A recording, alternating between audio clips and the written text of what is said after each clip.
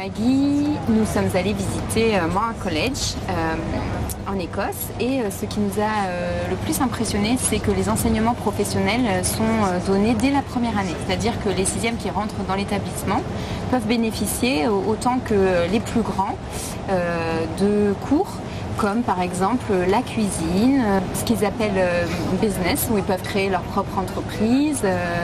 On a vu aussi des cours de couture et on a vu un exemple d'élèves SECPA qui, en fait, une fois par semaine, tiennent un café. Les dernières années ont, dans leur emploi du temps, un temps dédié à l'orientation. C'est-à-dire que soit ils souhaiteraient s'orienter vers des études universitaires et dans ce cas-là, ils ont la possibilité de prendre un cours avancé qui leur donne déjà une idée de ce que va être la première année à la fac et qui peut éventuellement aussi leur valider des crédits de cette première année à la fac.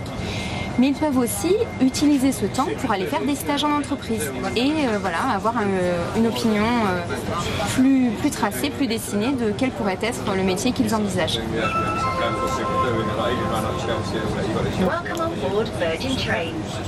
Pour le choix de la première langue vivante enseignée dans l'établissement, c'est assez libre du moment que la langue choisie est enseignée du collège au lycée et peut être prise à l'examen, peut être passée en examen. Donc par exemple, il y a des élèves qui vont prendre ce que nous on appelle en LV1, vont prendre allemand, scot, langue des signes, espagnol. J'ai la photo de la page. La deuxième chose qui était très plaisante à observer à Moore College, c'est à quel point le bien-être des élèves est vraiment pris en considération. Les équipes pédagogiques communiquent énormément et travaillent ensemble. Il y a donc le professeur principal qui passe le relais à un guidance teacher qui est en fait un professeur qui a plus ou moins le rôle d'un CPE chez nous. Et il y a aussi, et c'est ça qui est assez formidable à Moore College, un policier qui travaille au lycée. Le rôle de cet officier de police est de faire le lien en fait avec ces guidance teachers et les travailleurs sociaux et la justice. Mais il est vraiment dans un rôle de communication et il n'est pas là pour réprimander les adolescents.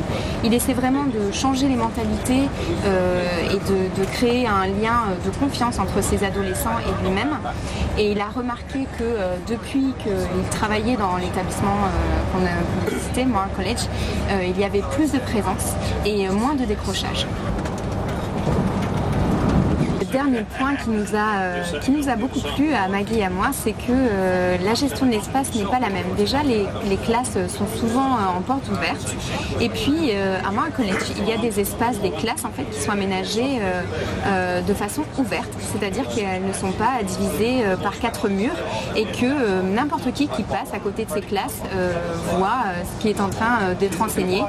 Ça permet aux élèves de travailler vraiment en équipe, en collaboration avec d'autres élèves. Ça permet aux enseignants d'avoir une vue d'ensemble sur plusieurs groupes qui sont en train de travailler, certains sur les ordinateurs, d'autres sur des bureaux. Ils ont l'imprimante à proximité et c'était très impressionnant de voir ces élèves travailler malgré un espace ouvert.